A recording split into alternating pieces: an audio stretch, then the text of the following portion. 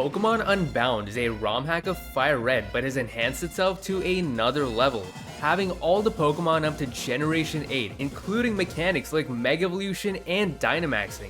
It has a number of features, from character customization, varying difficulty modes, a battle frontier in the huge post-game, a mission system that gives you varying challenges like hunting down gang members, or even beating the Pokemon League with a monotype team for every type. From having its own unique story, a custom soundtrack, and graphics that are just out of this world for a ROM hack, it is a phenomenal game. So let's dive into Pokemon Unbound. So first up, we get a chance to customize our character, and I'd have to say that I actually look cool for once in a Pokemon game.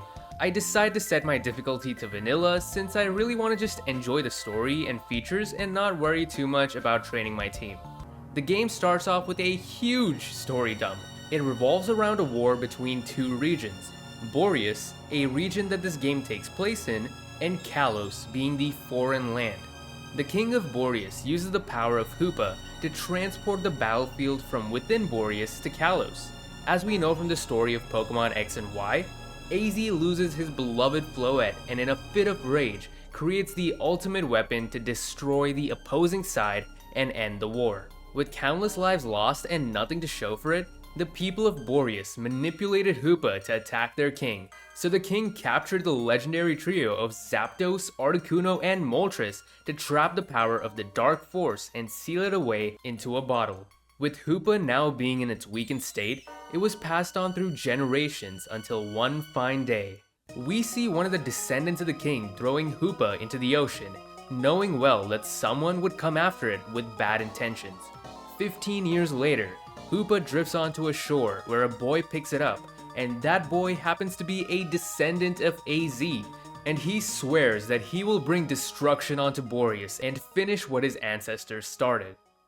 Phew, that was long. About a year later, this brings us to the present, where we the main character finally get introduced. From out of nowhere, Hoopa just teleports into my room, invading my privacy, like, hello?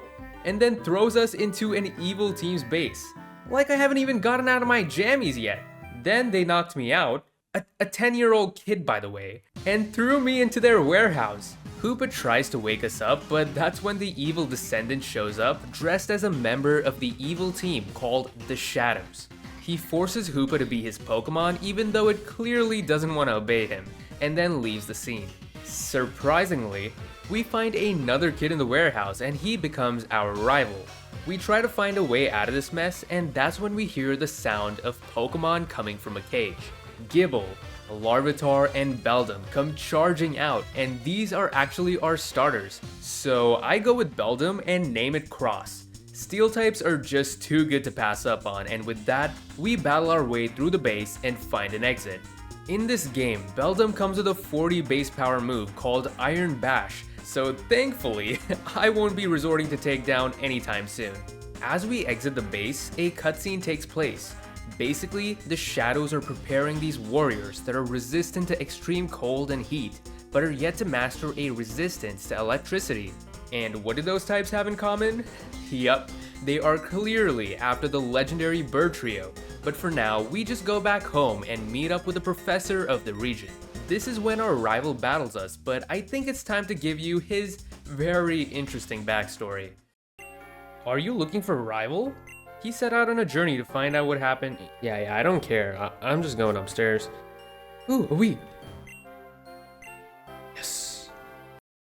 And just like any other Pokemon game, our dad is missing! Yay! So we head on over to the next stop called Bellintown. This is where we are asked to retrieve a package for the professor, but when we try to do so, a shady guy seems to have already stolen it. So we chase after him and find out that he works for the Shadows. Oh my god, surprise, surprise. And they make their way over to Frozen Heights. A heart that is frozen in absolute zero. Sancrin, Fimbulvetter, descend to me, Articuno. Shadow Warriors, restrain it. Holy heck, they caught... Oh, well, this is awkward. We go back to the professor and hand over whatever remained of the package, and apparently, the items those thugs stole were a bunch of Master Balls. With Articuno being captured, the region is in grave danger, so he asks us to meet up with an old friend of his who you might say is a history nerd. So we pack our bags and trek on over through Icicle Cave, which was easy thanks to a Chansey that heals our team whenever we like. We also meet our rival in there, and he mentions that we should take on the gym challenge in Boreas. The first gym uses a lot of powder moves, so he gave us a pair of safety goggles too, which was pretty nice. Hey kid, listen up. The road up ahead is fraught with trainers, it's called Challenge Road, but if you don't want to battle them... Wait, this guy just teleports you to the end of the route? What? Is this what the game has come to?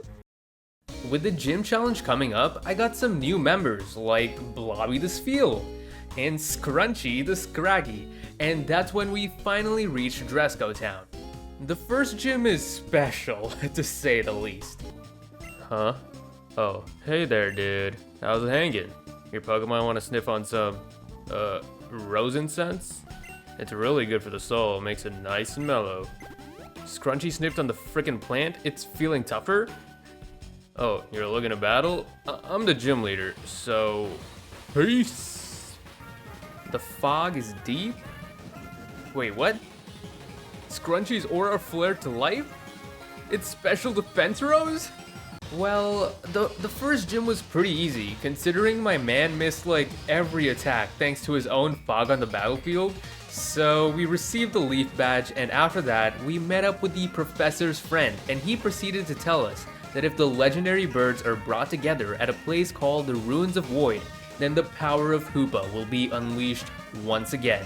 So me and his grandson named Jax confront the shadows at Cinder Volcano, but by the time we got there, they had already captured Moltres. We head back to tell the professor, and now both of our next objectives are set. Jax will go meet a couple who has the information regarding the prison bottle, while I head to Thundercap Mountain to save Zapdos. I'm pretty sure he gave me the harder task, knowing full well that his own grandson sucks. On my journey, I caught a Growlithe and named it Poof. Then we met a lady who just so happens to hand over a Unovan starter of our choice. I already had a water and fire type, so I went with Snivy and named it Kale. This is when we reached Crater Town, home to the second gym leader, who deals with dark type Pokemon. Ah, I see, a trainer's passed my test. Tell me, what is your name? Silver. Whisper, mutter, whisper. Oh, pay me no mind, I was merely talking to myself. This guy is totally shady. He's definitely in cahoots with the bad guys. Oh, he looks like a secret agent! It just makes too much sense. He's so shady. Vega and his Dark type stood no match against Scraggy as she pummeled each one of his Pokemon into the ground. And just like my amazing intuition, we got the Vision Badge. Yet again, the 10-year-old gets kidnapped, and these guys really seem to have a thing for me. They're kinda just pissed that I've been attempting to stop their plans and try to put an end to me. But that just made things worse, cause this 10-year-old steamrolled through not only the admin Ivory, but also their leader called Zeph. It's pretty early in the game, but I think I've already defeated every member. Hoopa comes out of nowhere and teleports me away like the scoundrel that it is. And so we move on to our next objective, which is finding the HM for Rock Smash, as a few boulders are blocking our path. So this detour takes us to Frost Mountain, where we see our rival get caught lacking in 4K. But anyways, Blizzard City was where we needed to be to get Rock Smash and also take on the third gym leader, who is a specialist in flying types. This gym had a constant tailwind on her side, and she actually makes use of some pretty cool Pokemon, like Minior, and thankfully, a Bullet Punch from Metang secured the kill after it went into Shields Down mode. And then there was Gliscor, which I defeated with a bit of help from Lead Seed. The Wings badge was now mine, and we were able to use Rock Smash outside of battle. Within the city, we found Candace, all the way from the Sinnoh region, and she entertained us to a battle as well. But some random guy mentions that Blizzard City was built with the help of a man and his partner Pokemon, and it all just happened within 1 year. And then goes on to say that my face reminds him of that man. So that's a little hint that it might have been my dad or granddad to have done that, and Hoopa could have been the partner Pokemon since its hoops would definitely help with transportation, right? I quickly did a side quest about rescuing a Ninetales after it was stolen by a thug, and out of nowhere, the abominable snowman makes an appearance.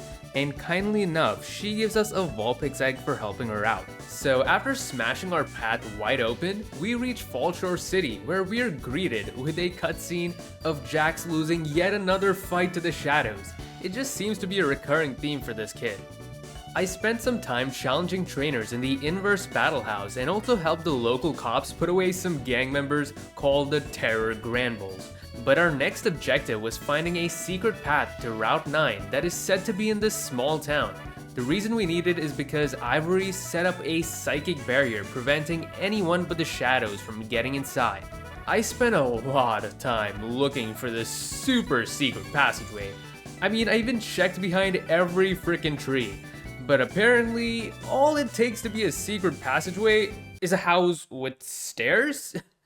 Yeah, I don't think that's very secret. Anyways, we find ourselves in a situation where the shadows steal an important item to release the true power of Hoopa. Not only that, but they also convert the old couple into Shadow Warriors. I don't know how that makes any sense, but they did some weird fusion between people and Pokemon to create them, and honestly, there was no information as to how they did that within the entire game. They also said that if they are in the presence of light, then they would turn to dust. But where is this all coming from? It just doesn't add up. Somehow, defeating the Shadow Warriors turned them back into the couple. So they said that the Shadows will be heading towards the Ruins of Void since they want to break the seal on Hoopa. As a result, we need the HM Strength. So in order to use it, Jax tells us to go beat the 4th gym leader, and this is probably my only issue with the game. The pathing of this game revolves around you chasing down the evil team. You never really win. If you beat a boss, it's just something that was used to stall for time, so it doesn't really feel like a victory. And then in order to catch up to them, you need these HMs, but they're all locked behind the gyms, which isn't even a focus. It's almost like a thing on the side that you're forced to do, and I don't want to be forced to do a gym. I just want to do the gym because it feels like a natural point for me to feel stronger on my journey or whatever. But anyways, rant over. The 4th gym leader makes use of the inverse battle gimmick, meaning that the only type that was super effective against his normal types was Ghost. But even without them, we came out on top. We then made a quick stopover at Epidemi Town, where we happened to run into a quest that made us find a home for a hobo, which is pretty nuts. The gym leader helps take out one measly grunt, which I could have easily managed myself, and then takes off because he has a massage that is just too goddamn good to miss, even though the shadows are busy capturing Zapdos. Great stuff. We see Marlin, one of the admins, capture Zapdos, so we take him head on in a battle. After defeating him, which by the way, I now finally have a stacked team, with Metang evolving into Metagross at that moment. So, it's over for me. Zapdos destroyed all of my Shadow Warriors, and the grunts I brought for the mission have all been defeated. I concede. I can't stop you from taking Zapdos from me by force. I'll release Zapdos back into the wild. What do you mean back into the wild? You literally caught it fair and square this time. You defeated in battle and then try to catch it. Like, there was nothing wrong with that. He actually released Zapdos? What kind of story is this? In what world does this make sense? So, the one time that Jax doesn't happen to be with us is the one and only time in the game that you actually succeed. He is the ultimate misfortune. So after rescuing Zapdos, we are advised to head towards the Ptarmigan Mansion, which is considered as Gym 4.5? The place had a few puzzles similar to the Pokemon Mansion, and Mega Evolution is locked behind this woman called Maxima for reasons? She says she's the successor of this random mansion in the middle of nowhere and that she will bestow her greatest gift. Like, woman, I just met you. You ain't relevant, and I ain't coming back here ever again. On the way to Dahara City, which is the closest place to the Ruins of Void, we see a cutscene of Marlin. He is having doubts about the lengths that the Shadows and himself have gone to put their plan into motion. He has a moment of self-reflection and decides that he wants to go back home to his children. But then suddenly, the grunt that has control of Hoopa makes him teleport to somewhere random, and they make it seem as though he's trapped in some kind of pocket dimension using a piece of technology. After that, he forces Hoopa to summon Zapdos and manages to capture it as well. But the funny thing is that on its first attempt, it brought a bag instead with a Pokemon inside of it. With all the legendary birds captured, the Shadows had everything they needed. But in a surprising twist of events, this grunt is actually betraying the Shadows and is in cahoots with somebody, working as a separate entity with different goals. Finally, the dude gets teleported to the Ruins of Void to put their plans into motion. Cosmog? What? Oh my god, this is Lily's bag. What the hell? I decided to do a bit of shopping at the mall and then gambled away the remaining of my 2 cents to no avail. That's where we run into Jax, and as we exit the place, Hoopa sets up a ring transporting us to the Ruins of Void without any warning. Jax tries to brute force his way through the Shadows, but ends up getting his Staraptor knocked out, so once again it's all up to us. The Ruins of Void is, well, a ruined area, but also has a couple of floors. You have to make your way through each floor beating each unique challenge, instructed by the Guardian Claydol, and once you succeed, you will prove yourself worthy to get to the top. It included a funky tile puzzle as well as beating the legendary beasts. But now, we finally catch up to the Shadows. But we are too late as the summoning of the Dark Force has begun. Or that's what they thought anyway. Little did they know that the prison bottle was already opened up beforehand, which led to the introduction of the main villain in this game, a Clove, a descendant of the foreign King AZ. But we already knew that from context clues. He was able to infiltrate their organization and now had everything he needed to bring out Hoopa Unbound. We learned that Hoopa has been teleporting me to every event in order for us to save it. It has a liking for me over a Clove, and that is probably because we are somehow related to Eros, the guardian of Boreas, and the man who we saw throwing Hoopa into the ocean. A Clove's goal is to finish the war, but for him to gain complete command over Hoopa, he had to eliminate me. So he sent legendary after legendary to defeat me, but that did not work. Ultimately, just like he did with Marlin, he sends us to the Pocket Dimension, which is actually called the Cube. It's the same device that stores all my items and TMs, but sending me, a human, may very well end my life. And so we were sucked into the Cube Dimension. Now this was pretty cool to begin with, seeing all the items float around. But this also happens to be a teleportation puzzle, with you going through one warp tile and being led to another. This was so infuriating because at one point, you end up at this position, being warped to the left, and naturally, you go right because it's the only place to go. But no, you're meant to frickin' just go to the same tile that you came from and it brings you to a brand new place. Like, that isn't even clever, that's just straight dumb. I can't believe my eyes. You're my son. Shut the hell up, dude. Like, I just met you. Okay, so there's a lot of emotional garbage and catching up in this conversation, but what's going on is that apparently there's this lady called Faye who's the leader of an organization called the Science Society. They helped create these cube devices. She had a keen interest in Hoopa and was the very same person who came after my dad 16 years ago. She trapped him in the cube dimension all those years ago and is now working alongside a Clove as she wants to study Hoopa. My dad tells us that me and Marlin can escape the cube as we have the 3rd generation of the device, while my dad can't as he has an older 2nd generation. And really this shouldn't even be possible because of the paradox of a cube and a cube and a cube, but yeah. So after happily leaving my dad behind forever, we moved on towards taking down the new evil team under the leadership of a Clove called the Light of Ruin. Me and Marlin worked towards saving all the Pokemon that had been turned into Shadow Warriors, and in the process we get definitive proof that Vega, the 2nd gym leader, is indeed a spy working for the bad guys. The story is so weird. Apparently, Faye just happened to have the red orb and gave it to him, so now he can control Groudon and revert it to its primal form. Like, Groudon is not even relevant to the story. A boss battle is fine, but this one in particular doesn't make any sense. Since we got separated by a Stone Edge, Marlin takes control of my Pokemon and defeats Groudon in battle. With Marlin on our side, we head towards the Shadow's base to confront Zeph, the leader, to hopefully get him on our side as well. In order for this to happen, we disguise ourselves as Marlin using his clothes that he so conveniently left behind and made our way through the base. So in order for us to work together against the Light of Ruin, Marlin tells us the backstory and the true goal of the Shadows. 17 years ago, both Zeph and the couple of Marlin and Ivory had lost their sons. Since they were all scientists, they were convinced that they could bring back their children from the dead. So in order to work on this project, they formed the Shadows. Marlin and Ivory though had given birth to twins after the loss of their first son, and this is when we learned that these two are my rival's parents.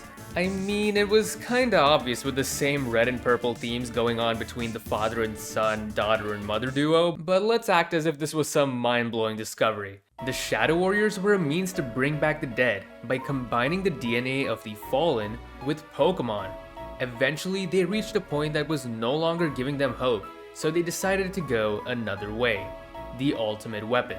Since it brought back AZ's float from the dead, they assumed it would do the same for their children, and so they started researching the Dark Force, better known as Hoopa Unbound. Pokemon games with huge story dumps are a blessing, cause they actually make me miss my Pokemon. Like, where have you guys been?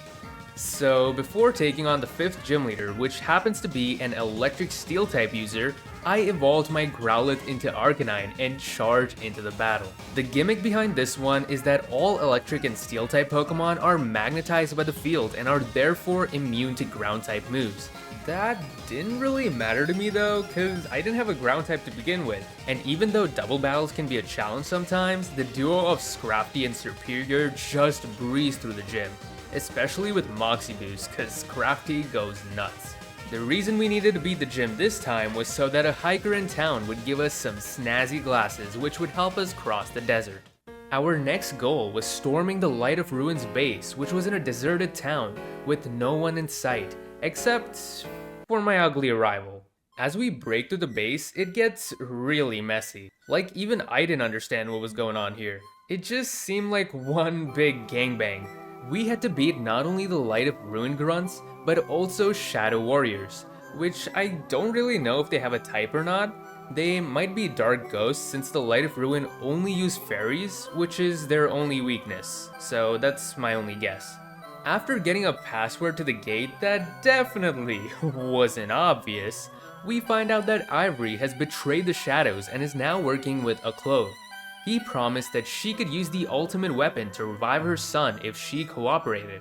A Clove then makes an appearance along with Hoopa Unbound, and just as things couldn't get any worse, in comes our rival. Tell me what you did to my parents and it's all yours. Now's really not the time for... Enough! Do you mind?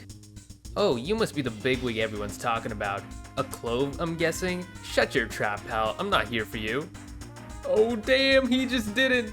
How dare you? Hoopa, send him to. A Clove, wait. Our deal. Don't forget what you promised me. Our deal? Ha, ha ha ha ha. You mean to tell me this is your son?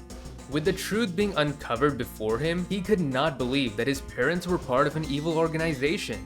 A Clove sends Ivory's family to a safe location as the firing of the ultimate weapon was to happen soon. And Zeph was just murdered, I guess. Oh, I gotta catch my bus. On his quest to eliminate us, this was a vital battle against a Clove. He had a few decent Pokemon, but with my Mega Metagross, none of them stood a chance. Not even Hoopa Unbound itself. So that left us in an amazing position, but none of that mattered because he just teleported us anyways, and this time into the Distortion world. And this is where we find out that Jax had fallen prey and had been trapped in here as well. Our only way out was getting through the strength puzzle and making our way towards the deadly legendary Giratina. Scrafty made easy work of it with 2 crunches, and that opened up a portal back to the real world. We meet up with Jax, his grandpa, and our rival, who somehow escaped the clutches of the Light of Ruin, but at this point that's the least weird thing of the story. Apparently, they're headed to a place called Crystal Peaks, and Granddaddy Doo tells us that the ultimate weapon had already been brought back to Boreas 3,000 years ago, and was hidden atop that mountain. So in order to make our way over there, we are tasked with beating the Antisis City Gym to be able to use the HM Fly.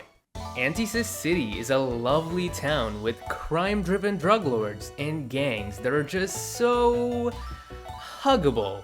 You gotta cough up 500 Poké Dollars every time you want to heal your Pokemon in the Poké Center, and it's just wonderful. Welcome to the crime-ridden slums that is Antisis City. You'll need to clear the gym's ring challenge, in that no flying, psychic, or fairy type moves are allowed? What? That's just straight up cheating. The Mega Metagross sweep came through once again, even taking down his Mega Lucario and a Pangoro. But at least the gym leaders are starting to catch up to me on levels since it was kinda one-sided before. So after obtaining the ring badge, we try to catch up with Jax and the others. Halt. Are you carrying any illegal merchandise? Any Slowpoke tails or Oddish leaves? Oh my god. Oddish leaves? That's what that dude was high with in the first gym. Seaport City might seem like a normal place with its local shops and breeding school, but it also has thugs ganging up on weak Pokemon and rich businessmen that get kidnapped on the daily. I could go after him, but it just seems like too much work, so we're just gonna move on. As we approach the next town, we see a storm brewing at the top of Crystal Peaks. So while Jax and his grandpa think of a plan, I am tasked with beating the 7th gym in order to climb up waterfalls. Polder City was the home of the 7th gym, and it perfectly captures the environment. An absolute hellhole of a swamp. Trainers in this gym are masters of adaptation. When you fight them, all Pokemon in battle will become the same type as their first 2 moves? What? I didn't even notice this until the final battle with the gym leader, but it actually shows you the new typing of the Pokemon just next to their HP bar. With the rain and this ability to change types, my plan of leading with Superior got derailed. Or so I thought. Elite Seed was a great way to deal with the Poison Dark type Toxapex, cause it didn't have a lot of offensive power. Next up was a Water Bug type Armaldo, so my Crobat came in to take advantage of that pesky bug type. Finally, Gyarados with the Water Ground typing was a surprise, but on top of that, she went for the Mega Evolution, which was scary and all, but... So with the Swamp Badge and the ability to use Waterfall, we made our way towards Crystal Peak. But first, answer lots of quizzy questions and watch your brain get brainier. Which single-type Pokemon is known as the Cave Pokemon? It's not a rock or ground type. It's obviously... Druddigon. What? You think I looked it up? No! Oh, you... Anyways. There appears to be a Pokemon in the den? No, we got raid battles in this? Oh my god. Before scaling the mountain that is overrun with bad guys, Rival tries to test our strength, but really, I just ended up judging him. Like, my guy has a 2-cannon. I mean, that's all well and good, but when the rest of your team is stacked with monsters like Mega Garchomp, Aggron, and Mamoswine, it just doesn't really fit. Not only did we have to deal with the grunts, but Hoopa also left us a few surprises that, well... The legendary duo of Zekrom and Reshiram was just way too strong for me the first time around. But it was only hard cause my rival ends up taking half the Pokemon slots on the battlefield and worships his 2-cannon like none other. If abandoning her child and working with the enemy wasn't enough, Ivory yeets her own kid into oblivion. And then to make matters worse, he gives me 3 of his Pokemon to use against her. Like fam, I think I'm good. As we reach the top of the mountain, we look from afar as a Clove is about to begin the firing of the ultimate weapon. As it is charging up, Jack storms in with his Gastrodon and fires an Earth Power. A Clove gets upset and commands Hoopa to send him through a portal, but what he didn't expect was Gastrodon using its Sticky Hold ability to prevent it from being sucked in. And I gotta say, that was actually pretty smart. Eventually, everyone joins the fight and holds off a Clove and Ivory. which means that we are left with taking on Hoopa Unbound and the Mega Rayquaza that it's summoned by its side. This would be pretty hard in theory, but all I had to do was fake out one of them while my other Pokemon took out the second one. With Hoopa being weakened, this was the perfect opportunity to bring out the prison bottle and trap the Dark Force. A Clove was pretty mad considering the situation, so he released Hoopa, calling it pathetic, which allowed Hoopa to join our side, and then we take him on in one final battle to bring an end to his reign of terror. While we were busy battling, the ultimate weapon was still charging up, so by the end of the battle, it still ended up firing. But what you don't know is that Zeph secretly happened to change the setting of this 3,000-year-old doohickey machine and made it to restore life instead, thereby also bringing his son back from the dead. Yeah, it just really seemed like a scapegoat option, cause they didn't really know how else to write the story for the ending they had already planned. And after all that, a Clove just moseys on out of there and escapes, and we all casually just let that happen. Why? With all that said and done, Rival wants to battle Marlin one last time alongside me cause, I don't know, daddy issues? But no, I'm gonna spare you the time and head towards the final gym at Redwood Village, which actually has an insane mechanic. It's something nobody would ever think of. But first... What? Did we just kidnap this lady's baby? Come on, let's go to the gym. The baby's looking at you disapprovingly? You listen here, you piece of crap. But be careful, because in this gym, when a Pokemon is defeated, it regresses to an earlier state? Pokemon only feign when they regress no more. So interestingly enough, the puzzle around this gym is to hit buttons in a certain order, and the only hint they give you is to think back to good old Benjamin Butterfree, which is some hippie folktale where a Pokemon is born a Butterfree and dies a Caterpie. And I have no idea what they're talking about. So, are we not gonna talk about your whole situation here? The only thing left on my journey was taking on the Pokemon League, and naturally before every league comes the Victory Road. With a challenging maze filled with trainers, I thought we were finally through. But then... Oh god, is this a nice puzzle? Welcome trainer, this final area of Victory Road is known as the Torture Chamber. Oh god. All that remains between here and the Pokemon League is this one icy area. But hey, I get it. Not everyone wants to spend their time sliding around looking for the exit. So let's cut a deal.